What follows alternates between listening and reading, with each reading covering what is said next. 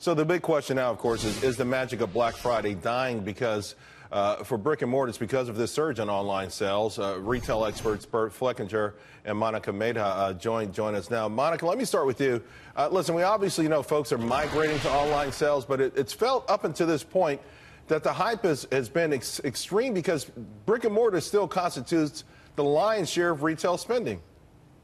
Yes, and not only that, but for some people, Thanksgiving is still a holiday that they like to spend time with their family, and shopping is a tradition for many of these families. So going out there and shopping with the family is actually something that people like to do. So you're not going to see this evaporate into air, but the trend that we are seeing getting compounded by technology and the web is the shopping for deals. In general, people get together and focus on shopping this weekend because they're looking for those good prices, and it's a big promotional time. 40% of retailer sales happen in November and December, so this is make it or break it time for a lot of retailers. In the meantime, Burt, one of the things we've seen in the last 2 weeks are shocking positive reactions from brick and mortars names that we actually have written off. Foot Locker up 35% in 1 week. Gap stores starting to surge. What's going on? Are they learning how to deal with Amazon? Is there going to be a happy place in the medium where perhaps some of the brick and mortar survivors can live in the shadow of Amazon? Charles, a few keystones to the bridge. One, better marketing. Two, better merchandising. Three, getting better vendors, Adidas, et cetera, or Adidas as they're called in the States, but also the four cornerstones of the economy: better housing, manufacturing, agriculture, energy. People are more confident. They're taking on more credit card debt. They're spending more money, and also they want to go to see the magic of Macy's. Ashley Glazer and her team put together terrific holiday home and trim department. So you have Santa and Hillary and Lauren's little Teddy here. And what you see in Toys R Us, they had a huge surge of shoppers last night. All the way, our team saw them across the country till 2 or 3 in the morning. So we're seeing some of the best customer counts. Those two stores.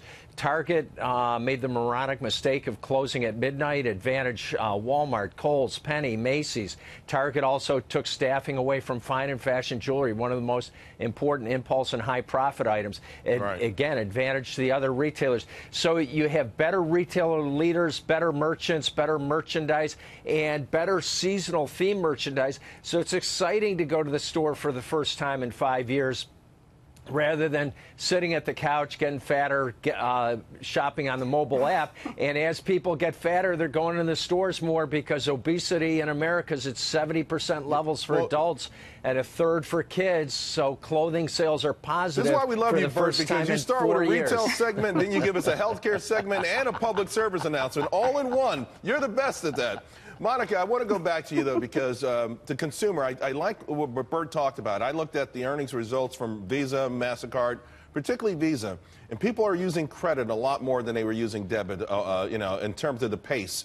Is that a red flag for you? For some people, it's a double-edged sword. I think it's a sign of confidence, obviously, that people believe that they'll be able to pay it. But do we get to the point where we're concerned, and what does it mean for the overall economy? Well, it's interesting because there's the actual economy, and then there are the psychological metrics that people use to sniff out how well things are going. And those two metrics are the stock market and gas prices.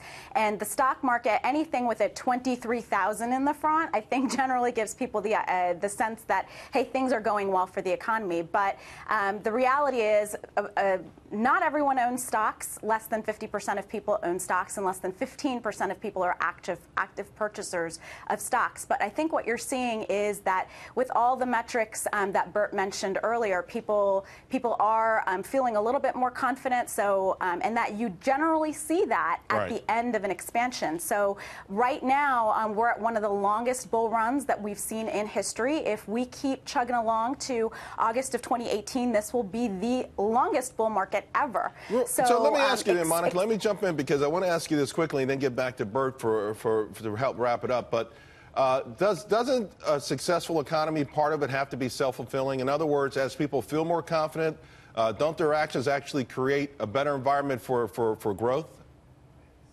Absolutely. I mean, you hit the nail on the head. It's so much of this is perception and emotion. I mean, people don't sit there sitting on the couch looking at statistics before they decide, what they're going to buy at the mall. It's really just a sensibility and how you feel. People generally feel that things are going better. They feel a confidence that if they leave their job, they can probably find another one. And all of those things extend into their shopping behavior, using credit cards, making big purchases like cars and homes. And so you're absolutely right. And that's why when you see fear hit the markets, it hits like a knife through the rest of the economy. Right. It's a big tremor. So that psychological aspect is very big.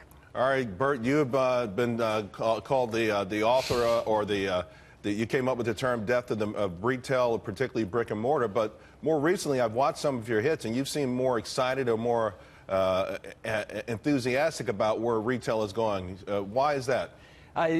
Because as you've reported well for so long, Charles, is people may not necessarily own stock, but if they're working for Harold Hamm at Continental Energy Resources, that new job is worth 4 times what the average American makes. If it's a contractor shopping at Home Depot, Lowe's, or Menards, that person's making 3 times what the average American works. And your great point about Visa, Master, Discover, they're spending more money, so all of America's feeling better. And the stat we love is future farmers of America, those young men and women, as they see grain prices firm and exports surge at futureffa.org, they're selling record amounts of Future Farmers of America apparel, and all the clothing retailers and manufacturers are selling record amounts of apparel for the first time in 5 years because of that confidence you and Monica are referencing so well.